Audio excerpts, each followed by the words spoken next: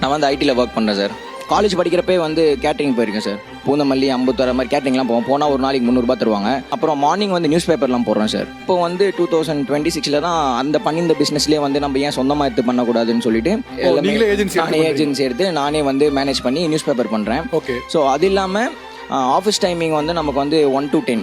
இப்போ மாதம் இவ்வளோ வேலை பார்க்குறேன், எவ்வளோ சம்பாதிக்க முடியுது ஆக்சுவலாக இவ்வளோ பண்ணுறதுனால? ஆக்சுவலாக ஐடியில் இல்லாமல் கூட ஒரு எக்ஸ்ட்ரா ஒரு 30 கிடைக்குது சார். இல்லை சார், அது வந்து எப்படின்னா வந்து ஒரு வைராக்கியம் தான் சார். சென்னையில் வந்து ஊரில் சொந்த வீடு இருக்குது சார்.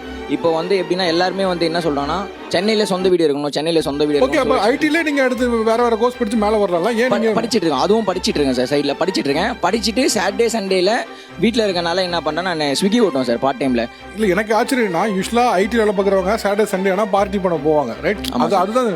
பட் சாட்டர்டே சண்டே ஆனால் அது ஒரு நியூஸ் பேப்பர் போடுறதுக்கும் இல்லை வந்து ஃபுட் டெலிவரியில் போய் ஃபுட் டெலிவரி பண்ணுறதுக்கும் வந்து ஆச்சரியமாக இருக்குது. அந்தளவுக்கு வந்து உங்களுக்கு இங்கே ஷைன் ஆகணும் அப்படிங்கிற மெயின் ஏக்கம் இல்லையா? கண்டிப்பாக சார். லைஃப்பில் எதனா ஒன்று சாதிக்கணும் அப்படின்றது தான் ஒரு வெறி தான் சார், வேறு ஒன்றும் இல்லை. சன்னு சார், நல்லா படிக்க வச்சேன். அவன் கொரோனா டைமில் வேலை கிடச்சிச்சு. வேலை கிடச்ச உடனே அந்த வீட்டில் வேலை செய்ய சொல்லுவாங்க சார். நாங்களும் நல்லா நிம்மதியாக தூங்குவோம். அவன் வந்து சிஸ்டத்தை எதிரில் நைட் டியூட்டி 2 மணிக்கு ஏந்து வரும் சார்.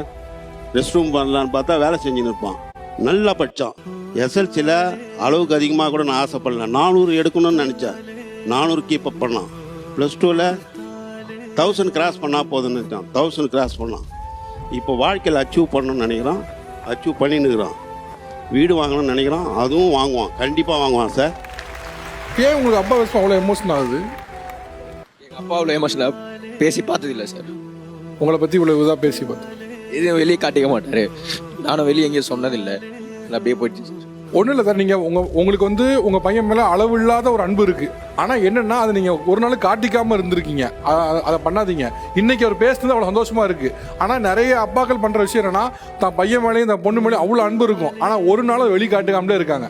தயவுசெய்து தப்பை நீங்களும் பண்ணாதீங்க. இனிமேலாவது உங்களுக்கு அவர் மேலே கூட அன்பை காட்டுங்க. அவர் கரெக்டாக சந்தோஷப்படுவார். ஓகேவா? ரைட். சூப்பர். Okay, good.